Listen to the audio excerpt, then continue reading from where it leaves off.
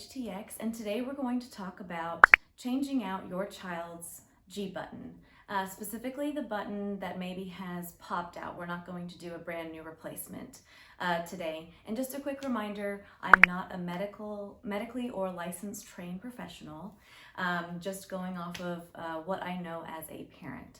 So we're going to be looking at the G button today. For those of you that have kids that are dependent on getting their nutrition through any sort of button, whether it's a GJ, a G button with a Mickey, etc., you'll hear a variety of different types. The GJ specifically is for kids that need more of a continuous feed, and the tube goes a bit further down their intestinal tract, versus the G button, which is just secured in place in their abdomen, and you connect and can provide them with nutrition throughout the day with more extended breaks.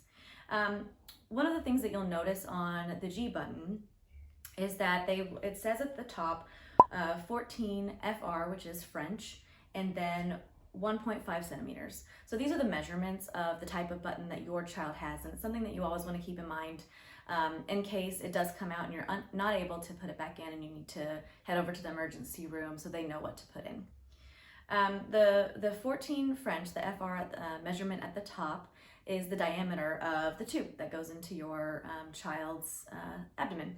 The centimeter measurement at the bottom is the length of the tube. So what is the length that you need with the bubble expanded that will secure the button in place and won't cause it to be moving around or allow for any contents from the stomach to leak out of the stomach.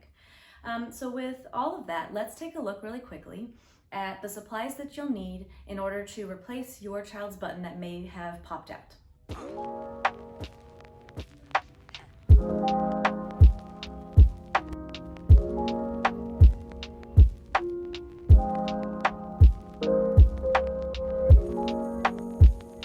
So as you just saw, we have a variety of supplies that you'll want to make sure to gather if your child's button has come out and you need to replace it. A couple of things though. One, it can seem really scary when your child's G button comes out. I know when my son's button first came out for the very first time, the stomach contents can leak, and it seems very terrifying, but don't be scared. Nutrition can be replaced, anything that comes out. So try to remain calm and go ahead and gather the supplies that you need in order to replace your child's button. Also, don't be hard on yourself if you cannot replace it. It seems scary and difficult, and sometimes you've got granulation tissue around the site that makes it very difficult to replace, and some sites can close a bit more quickly than others. But just do whatever you can, and if you're unable to replace your child's button, go ahead and pack everything up and head over to the ER, and they'll make sure that they can get the button back in. So let's take a look at what we need to have on hand in order to change your child's G button. You'll notice here first, I've got a button ready to go. So I'm assuming that my son's button has just popped out, and I want to check it to see if there's any leaks or any other damage to it that may have caused it to pop out. And this one looks okay, so that's great, but if you do see any damage or leaking water coming out of your button, then you do need to replace it with a new button. So you always want to make sure that you have your box on hand to replace a brand new button, and all of the supplies that are provided in here for you to make sure that you can do that. And we'll cover that one in a later video.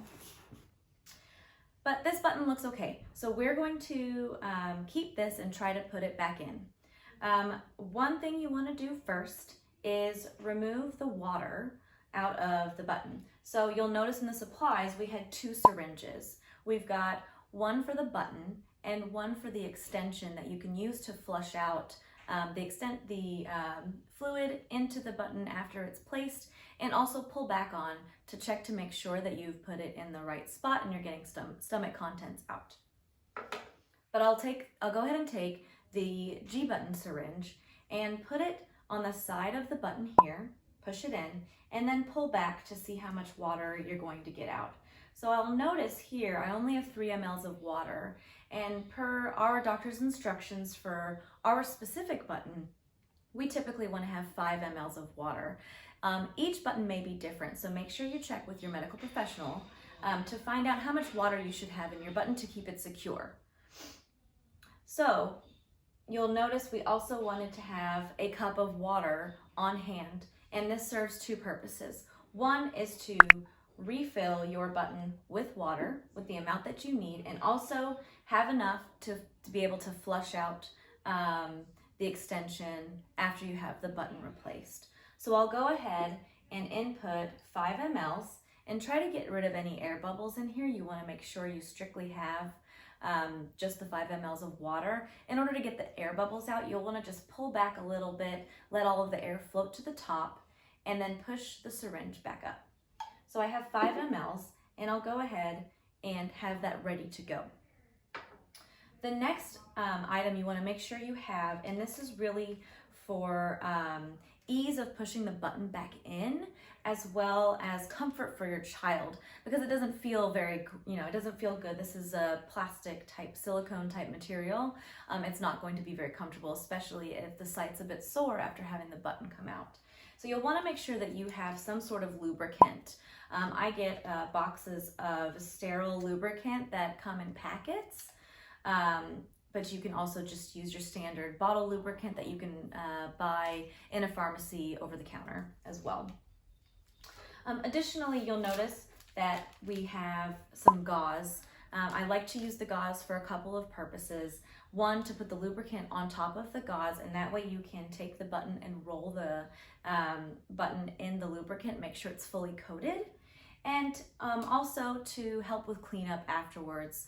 Oftentimes, if a button comes out, you'll have some stomach contents or food that may come out. It can be acidic, and you want to make sure that you can clean all of that up. There may even be some bleeding, so be prepared for that.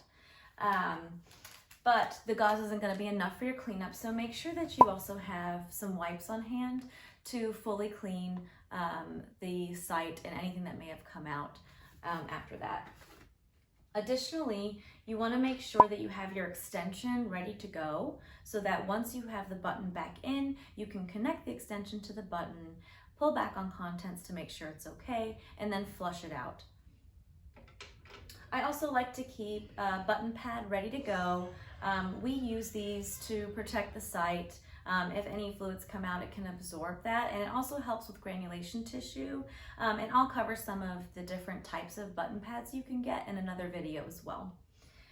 And then I also have a little trick that we've used in the past that we learned from an ER doctor when we were unable to get our son's button back in, that I'll show you with the Q-tip. So let's walk through what that process is going to be. Okay, so you have everything ready to go to replace your button. So the first thing we want to do is, I've already prepared the gauze and the lubricant. I've put the lubricant on top of the gauze, and I've taken our button, which has the water completely deflated out of it, and I've just rolled it in the lubricant to make sure it's fully coated. When you want to replace it, you want to make sure it's fully covered so it will slide in a bit easier. Make sure before you get started that you wash your hands. You want to make sure that everything is clean and sterile before you put the button back in. And you just want to grab part of the actual tube to help stabilize it a bit before you push it back in the site. You'll find the hole in your child's abdomen and just push it right in. It really should go right in. Now, if you have problems and it gets a little stuck and you've got granulation tissue, I have a fun little trick that we learned from a visit to the ER that the doctor showed us when we had problems with a complicated replacement. And that was due to granulation tissue, which is a very common problem for G-button sites. So he showed us, you can take a Q-tip, you can snap off the end, still leave a little bit of cotton on it so it doesn't get too sharp. You can also roll this in the lubricant as well to help it go into the actual button site. You're going to open the top and gently push the Q-tip into the actual tube, which will help stabilize it a little bit. And that will allow you to a bit more, I don't want to say forcefully, but it at least makes it a bit more sturdy, so that it will push in a bit better, because you'll notice, this is silicone material, and so it can kind of move very easily. So leave the Q-tip in, push it into the site, and this helps stabilize it and will help push it through. Sometimes you have to be a little forceful. Don't be afraid to do that, and it may be a tiny bit painful for your child, but the important thing is to get it back in safely and securely. Once you've done that and you feel like it is secure and that you've gotten it in, go ahead and take your syringe, which you've already prepared with the right amount of water to inflate the button. Hold the button in place on your child's abdomen, and go ahead and put the syringe in the side and inflate the button. You'll push all of the water in, it will inflate. Once it's inflated, make sure you hold the end of the syringe, because if you let go, you'll notice it will go ahead and start to push the water back out. So you want to make sure all of the water stays in. So push the water all the way in, hold it on the end, and go ahead and pull it out. From there, you can take out the Q-tip, close the top of the button, or actually, sorry, keep the top of the button open, because you're going to want to connect the extension to flush it out and make sure that everything looks okay. So I'm going to go ahead and take the extension that I have. You may have one that was already being used or a brand new extension. It's whatever your preference is. And for those of you who know, you'll line up the two lines from the extension and the button, push it in place to lock it, and turn it so that it's secure. You want to make sure you already have water in your extension tube, especially if it's a brand new tube. So before you put it in, make sure that you have flushed water through it and it's already got water secure in there. Go ahead and close the top of your extension. Get your other syringe, and you're going to want to connect it to the smaller port, and you're going to pull back once you've unlocked it. Unlock the tube, and then start pulling back to see if you're getting anything in there. Typically, if you have stomach contents, it's going to just look like water that maybe has some cloudy, milky look to it. So that will tell you that there's some stomach contents in there and you've placed the button in the right place. If for whatever reason you're not getting anything back and you're concerned that it's not placed correctly, you can try to take the button back out by deflating the button first and try again. And if you still feel like it's not correct, then go ahead and pack up and head over to the emergency room. If it looks good, go ahead and push the contents back through the syringe or back through the tube. And I typically like to lock it, fill it up with another quick 10 mLs of water, and flush it all out to make sure we're good to go. From there, you'll want to go ahead and disconnect your tube, close the button port site, and go ahead and clean up. Get your wipes, wipe down your child's stomach. If you feel like they need a bath, get them in the bath just to make sure that they're totally clean. And if not, and you just want to wipe them down, go ahead and put the pad on, because they may have some bleeding afterwards and some irritation. Don't worry about putting any other creams on the site immediately. Leave it as is and let it heal a little bit. And if you do use specific creams for granulation tissue or anything like that, you can apply it maybe later in the day. So I'll put my son's pad on and go ahead and pack up all of our stuff, clean up the syringes, and make sure that we are good to go. All right, well, that's it for today. As we learned how to replace your child's existing G-button. In a future video, I will also show you how to replace your child's button with a brand new button. And I've got some other ideas for future videos where we'll go through products that will help you as a parent with a child with a feeding tube. And we'll also do a review on some of the pumps that are out there and the different methods for feeding. So look forward to having you join me in those upcoming videos. If you have any questions or comments, please feel free to leave them below. Don't forget to subscribe, and thank you again for joining. Bye.